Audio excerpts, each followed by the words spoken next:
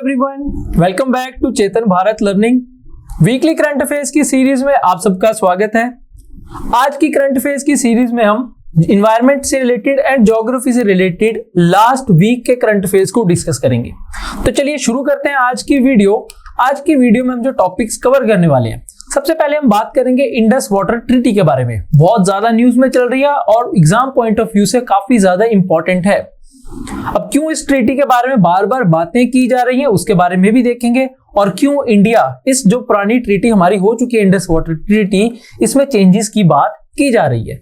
Next हम news पढ़ेंगे, इसके बारे में हम देखते हैं मैंग्रोव पीटा बर्ड के बारे में। काफी ज्यादा न्यूज में रही है।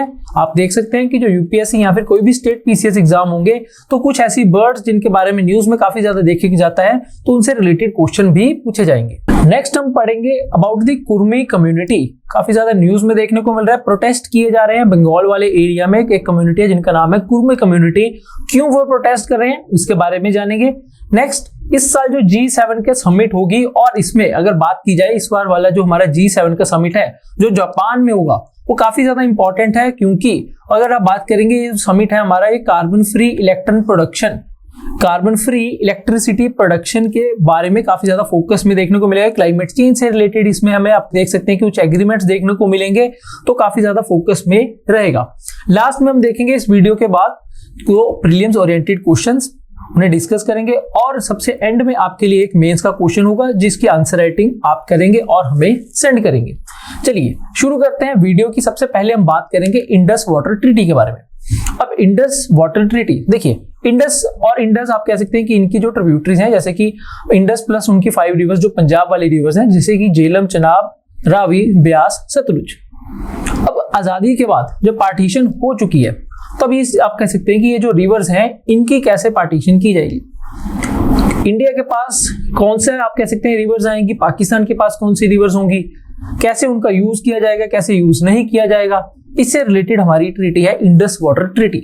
इसे थोड़ा सा ध्यान से समझेंगे। देखिए, अगर बात की जाएगी कि ये न्यूज में क्यों चल रहा है, क्योंकि इंडिया चाहता है कि इस ट्रीटी में मॉडिफिकेशन होनी ही चाहिए।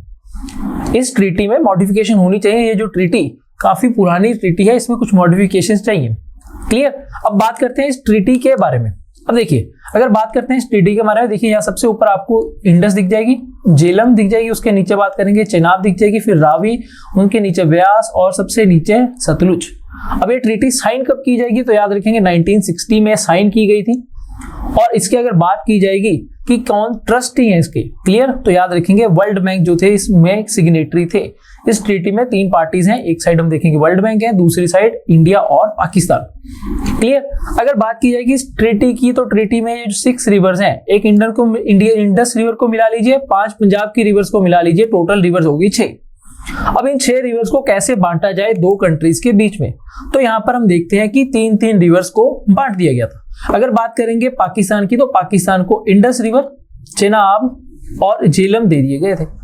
क्लियर। तो 3 रिवर्स इंडस, चेनाब और झेलम किनके पास चली गई, पाकिस्तान के पास चली गई। लेकिन हम इंडिया से पास हो रही हैं। अब ध्यान दीजिए, झेलम रिवर, चेनाब रिवर और इंडस, झेलम और चेनाब तो इंडिया से ही पास हो रही हैं।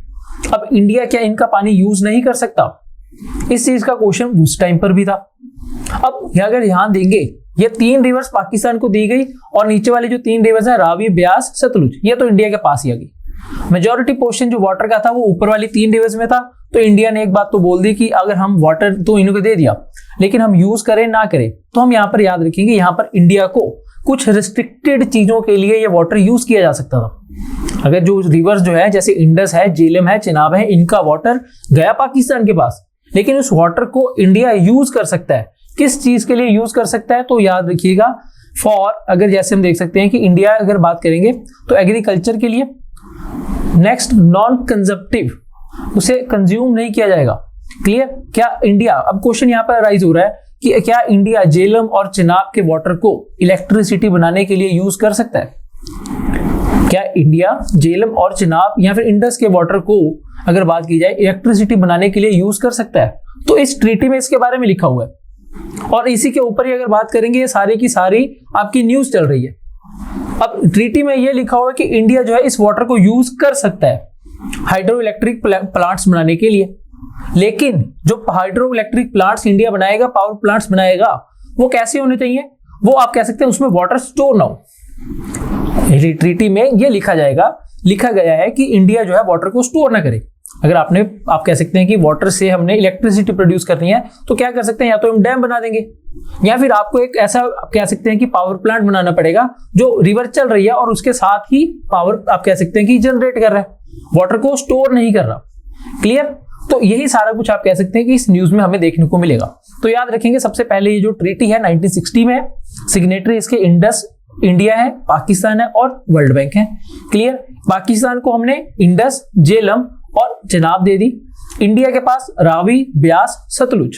अब रावी, ब्यास, सतलुज जो है रिवर्स इंडिया के पास है और इंडिया इनके साथ आप कह सकते हैं 100% इनके पानी का यूज करेगा। इसीलिए तो हम देखते हैं कि रावी के ऊपर, ब्यास के ऊपर, सतलुज के ऊपर इंडिया क्या बना लेगा, डैम बना लेगा, छोटे छोटे प्रोजेक्ट्स बना लेगा। क्लियर? इनके वाटर को टोटली यूटिलाइज करने की कोशिश की जाएगी। लेकिन जो रिवर्स ऊपर है जैसे चिनाब है, झेलम है, तो इंडिया इनसे भी इलेक्ट्रिसिटी जनरेट करने की कोशिश जरूर करेगा, क्योंकि उससे हो क्या रहा है कि इलेक्ट्रिसिटी जनरेट हो रही है, ग्रीन एनर्जी है। क्लियर? जरूरी थोड़ी है कि हम आप कह सकते हैं कि कोल से ही एनर्जी को जनरेट करें, अगर हाइड्रो इलेक्ट्रिसिटी जनरेट की जा सकती है तो उससे बढ़िया तो और कुछ नहीं होगा। क्लियर? चलिए, अगर हम बात करते हैं इस ट्रीटी की, तो इस ट्रीटी में बात की जाती है कि एक क्या बनाया जाएगा, एक परमानेंट इंडस कमीशन भी बनाया जाएगा। एक साइड इंडिया होगा, एक साइड पाकिस्तान होगा, दोनों अपना अपना एक इंडस कमीशन बनाएंगे। परमानेंट इंडस आप कह सकते हैं कि इंडस वाटर कमीशन होगा, जो क्या करेंगे आप कह सकते हैं कि हर साल बैठेंगे और देखेंगे कि क्या इस ट्रीटी की आप कह सकते हैं कि पालना की जा रही है या नहीं की जा रही। क्लियर? अगर उनको पाकिस्तान को लग रहा है कि इंडिया ने कहीं पर कोई प्रोजेक्ट ऐसा बनाया है तो वो क्या करेंगे, आप देख सकते हैं कि वो काफी ज्यादा उस पर बात करेंगे, शोर करेंगे, तो उस चीज को वो क्या कर सकते हैं, इंडस कमीशन के सामने ला भी सकते हैं। क्लियर? तो अगर बात करेंगे इंडस वाटर कमीशन की, तो याद रखेंगे ये ट्रीटी में ही लिखा हुआ था कि दोनों जो कंट्रीज हैं एक परमानेंट इंडस कमीशन बनाएंगे। क्लियर? और ये जो कमीशन होगा at least once in a year मिलेंगे। और इसी पर ही काफी ज्यादा हम देखेंगे कि कंट्रोवर्सी भी होती है, क्योंकि इंडिया पाकिस्तान के काफी ज्यादा अगर बात की जाए तो रिलेशंस कैसे रहे, काफी ज्यादा अगर बात की तो शेकिंग रिलेशन है। क्लियर? और एक चीज का ध्यान रखिएगा, रिवर कौन सी है, जनाब, रिवर कौन सी है, झेलम, इंडिया से पास हो रही है। इंडिया के पाकिस्तान के साथ वॉर भी हो गए, लेकिन इंडिया ने कभी भी इंडस वाटर ट्रीटी की आप कह सकते हैं उल्लंघना नहीं की, तोड़ा नहीं। चाहते तो वाटर को डाइवर्ट कर देते थे, नहीं, लेकिन ट्रीटी की हुई है तो ये वाटर किधर जा रहा है, उधर ही जा रहा है। तो फिर क्वेश्चन आता है कि इंडिया अब क्यों चाहता है कि इस ट्रीटी को मॉडिफिकेशन की जरूरत है। क्लियर? तो अगर बात करते हैं इस ट्रीटी की मॉडिफिकेशन की, तो देखिए इंडिया यहाँ पर जम्मू कश्मीर की अगर बात करेंगे तो एक प्रोजेक्ट बनाया जा रहा है, Kishan Ganga hydro electric project.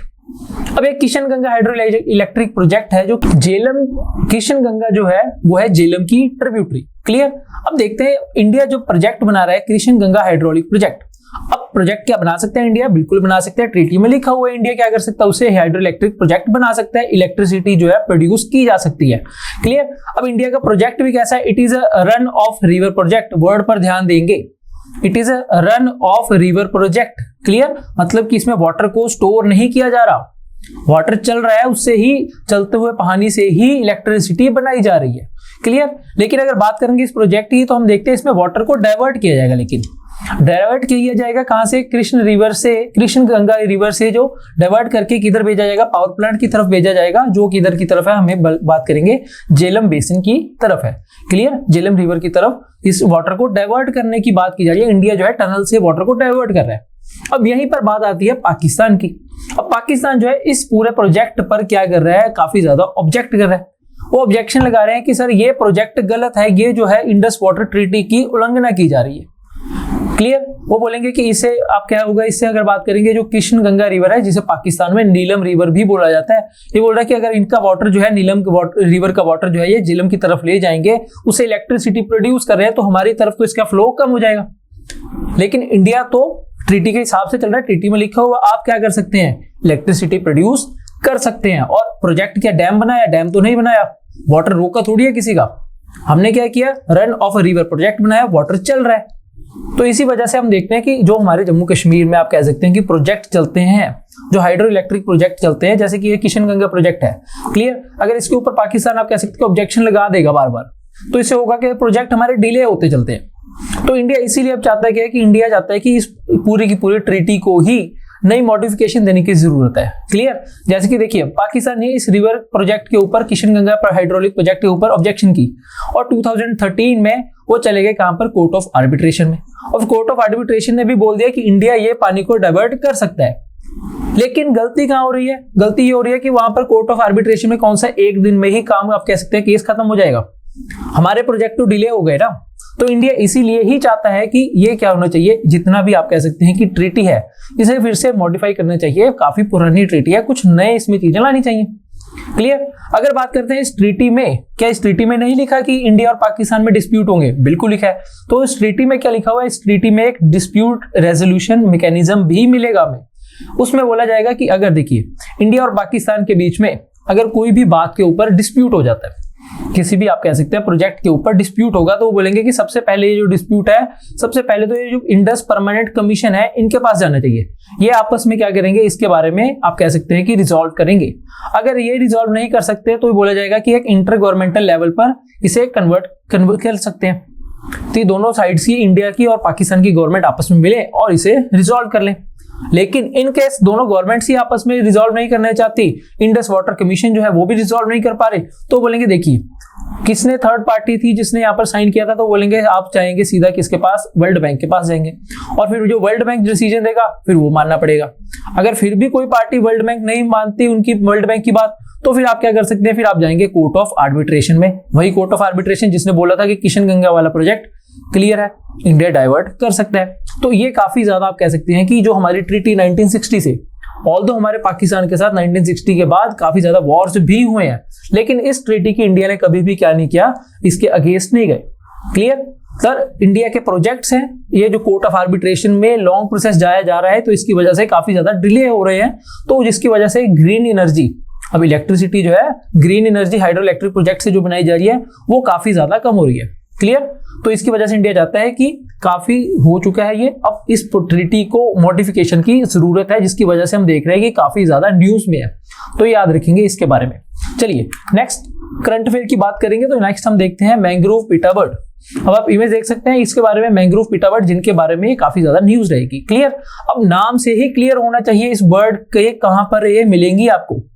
नाम है मैंग्रोव पिटा बर्ड, तो मैंग्रोव वाले एरिया में याद रखेंगे सबसे पहले कि ये बर्ड्स मिलेंगी कहां पर? ये मैंग्रोव्स वाले एरिया में मिलेंगी। तो ये कहां पर मिलेंगी आपको? भीतरकनिका सुंदरबंस वाली साइड ये बर्ड मिलेगी।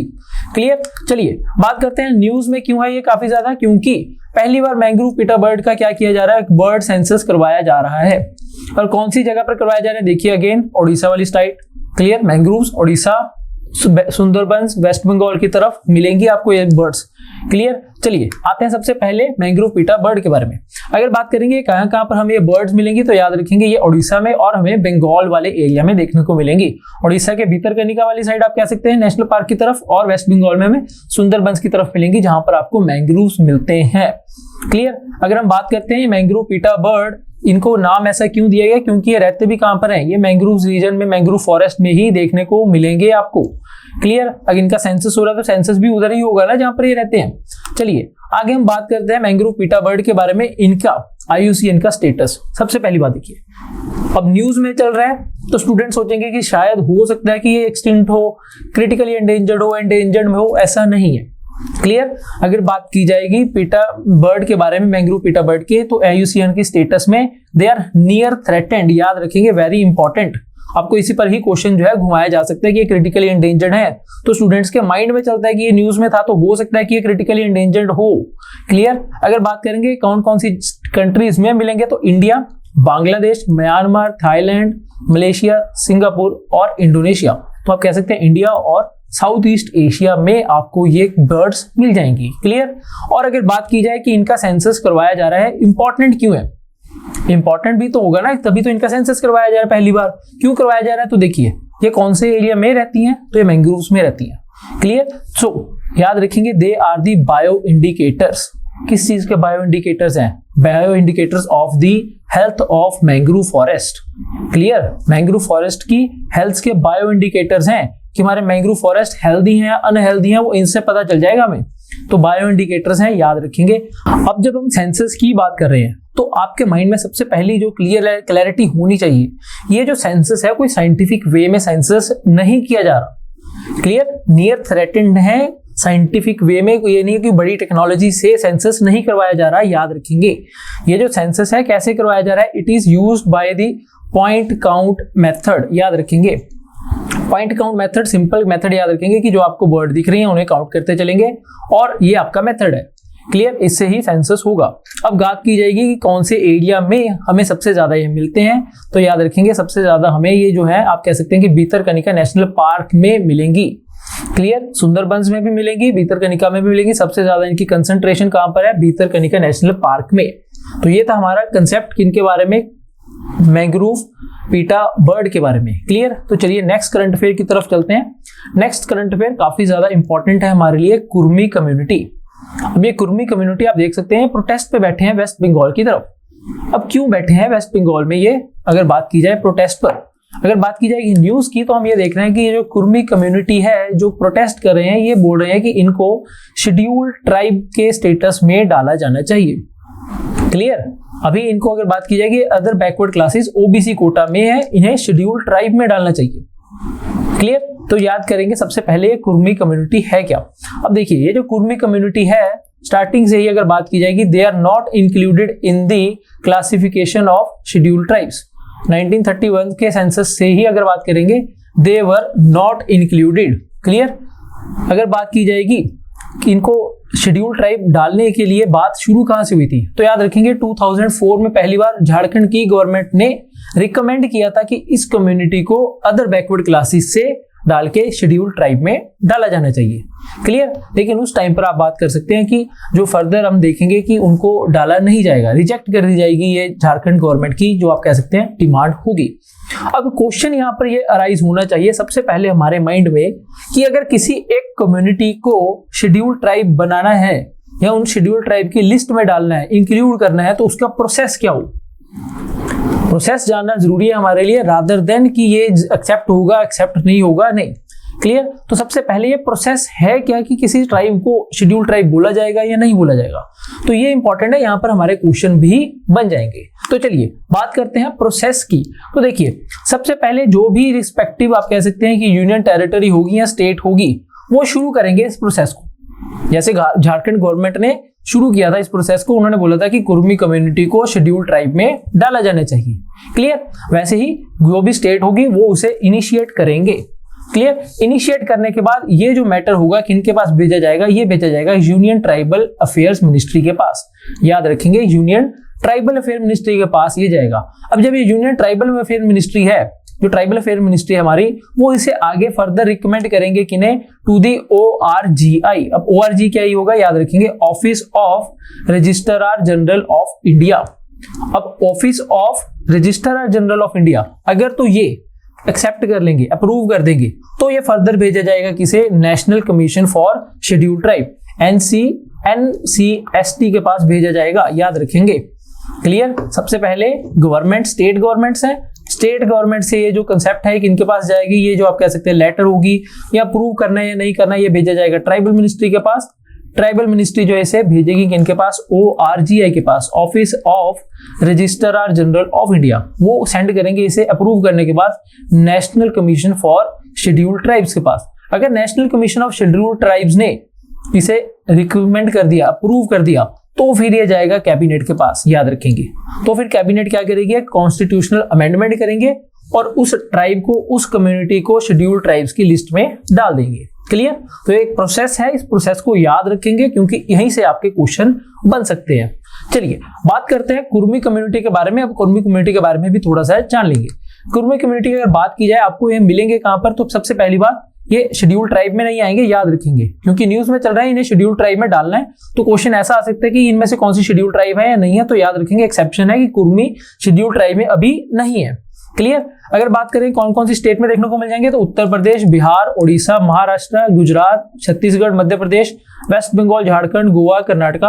तो ऑलमोस्ट आप कह सकते हैं कि सभी स्टेट्स में इनकी पॉपुलेशन आपको देखने को मिल जाएगी। और अगर क्वेश्चन आ जाए कि ये प्रेजेंटली कौन से उसमें है, तो other backward classes OBC Kota में आपको ये मिलेंगे। क्लियर, तो ये था हमारा कुर्मी कम्युनिटी के बारे में करंट अफेयर। चलिए next current affair, very important current affair. देखिए जो इस साल का G20 आप G7 का आप कह सकते हैं कि समिट होगा, जो इस साल का G7 समिट होगा वो कहां पर हो रहा है, जापान में हो रहा है, जिसे हम बोलेंगे हिरोशिमा समिट। क्लियर। और ये जो G समिट हो रहा है इसमें ज्यादा फोकस किस पर किया जा रहा है, तो क्लाइमेट चेंज की बातें बहुत ज्यादा की जा रही हैं इस बार। क्लाइमेट चेंज पर बहुत ज्यादा फोकस है और हम देखेंगे कि ये जो G7 समिट है हमारा, इसमें कार्बन फ्री इलेक्ट्रिसिटी प्रोडक्शन पर बहुत ज्यादा एम्फेसिस दिया जा रहा है, फोकस दिया जा रहा है, कार्बन फ्री इलेक्ट्रिसिटी प्रोडक्शन। और इससे रिलेटेड कुछ टारगेट्स भी डाल दिए गए हैं, जो टारगेट्स हमें याद होने चाहिए। सबसे पहली चीज G7 के मेंबर्स आपको याद होने चाहिए। क्या G7 का इंडिया मेंबर है या नहीं है। जो इस साल का G7 समिट है वो कहां पर हो रहा है, ये सब आपको क्लियर होने चाहिए। क्लियर। चलिए बात करते हैं सबसे पहले इस समिट में, जो G7 समिट होगा 2020 में, इसमें कुछ टारगेट्स हैं। टारगेट्स कैसे, तो देखिए अगर बात की जाएगी तो इसमें ग्लोबल एनर्जी क्राइसिस के बारे में बात की जा रही है। क्लियर। प्लस यहाँ पे याद रखेंगे टारगेट्स। तो टारगेट्स में सबसे पहले वर्ड देखेंगे net zero green house gas emission.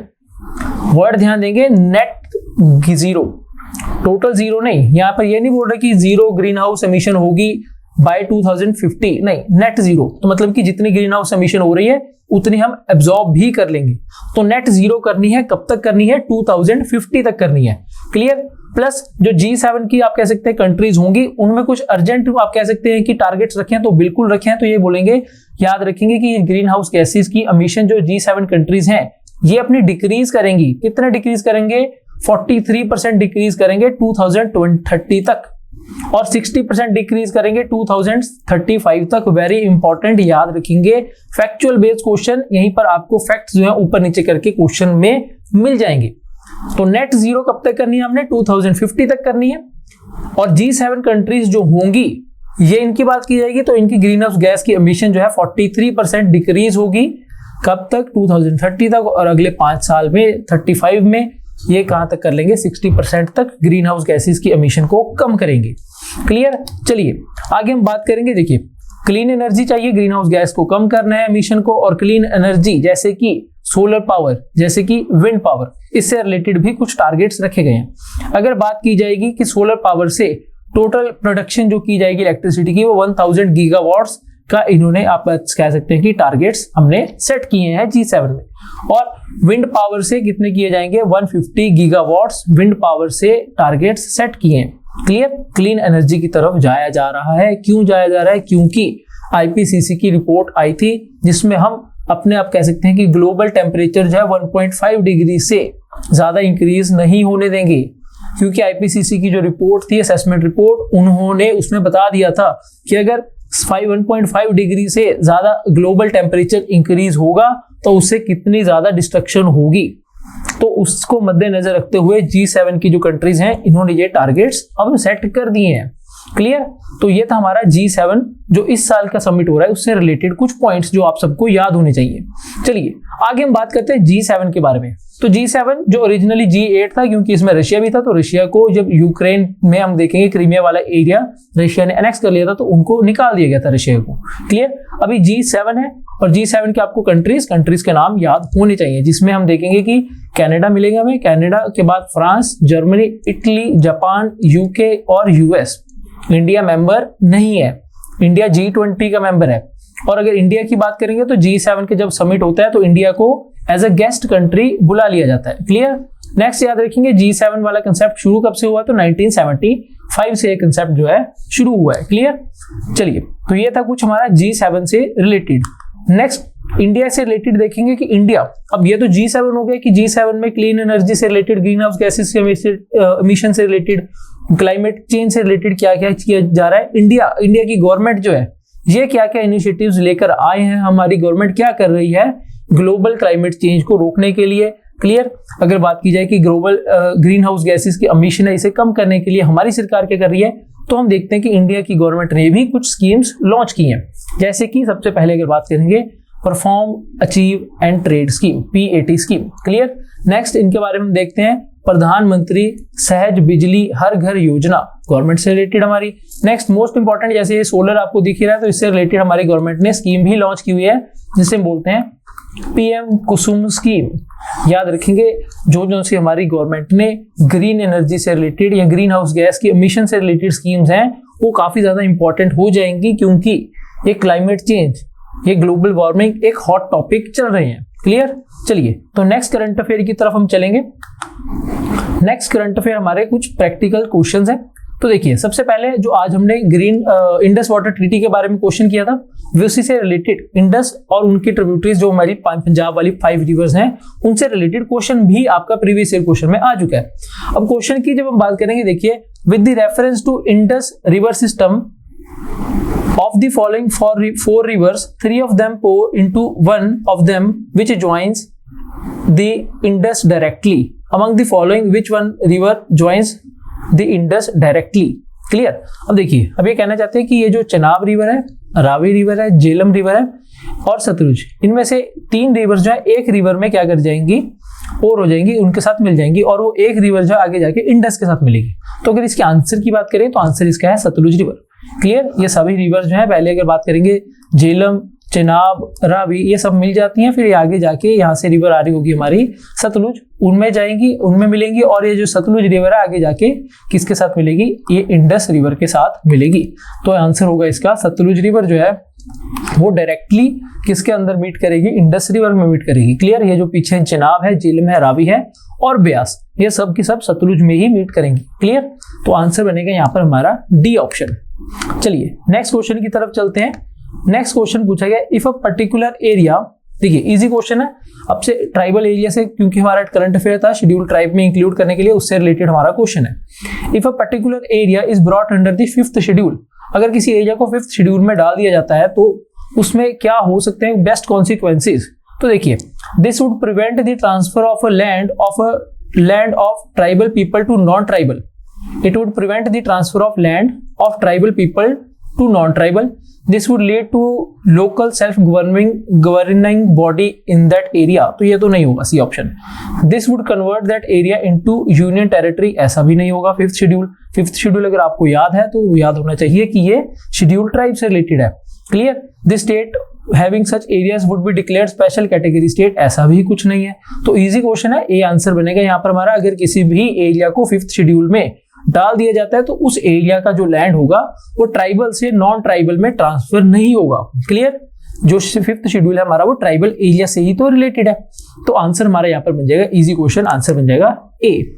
चलिए नेक्स्ट देखते हैं मेंस ओरिएंटेड क्वेश्चन, जो मेंस का क्वेश्चन आप प्रैक्टिस करेंगे और हमें सेंड करेंगे। मेंस का क्वेश्चन की अगर बात करेंगे प्रैक्टिस क्वेश्चन, देखिए ग्रीन एनर्जी G7 का चल रहा है, इंडिया की कौन कौन सी आप कह सकते हैं इनिशिएटिव चल रहे हैं ग्रीन एनर्जी से रिलेटेड, उससे रिलेटेड हमारा क्वेश्चन है। Write down a note on India's energy corridor to elevate the problem of conventional energy. Clear? अब सबसे पहले आपको इंडियाज ये ग्रीन एनर्जी कॉरिडोर के बारे में जानना होगा कि इंडिया के कौन कौन से इनिशिएटिव्स हैं, इंडियन गवर्नमेंट क्या ये ग्रीन कॉरिडोर के प्रोजेक्ट को लेकर कर रही है। क्लियर? बस उसके बारे में जानिए। और कन्वेंशनल एनर्जी कौन सी हमारी कोल बेस्ड एनर्जी है, उसे हम कैसे फेस आउट कर रहे हैं, ये आपके आंसर में देखने को मिलेगा। आप ये क्वेश्चन अटेम्प्ट करिए, हमें सेंड करिए और हम ये इवेल्युएट करके आपको वापस सेंड कर देंगे। क्लियर? तो ये थे हमारे लास्ट वीक के ज्योग्राफी और इन्वायरमेंट से रिलेटेड करंट अफेयर्स। तो मिलते हैं नेक्स्ट वीक में, तब तक के लिए थैंक यू वेरी मच।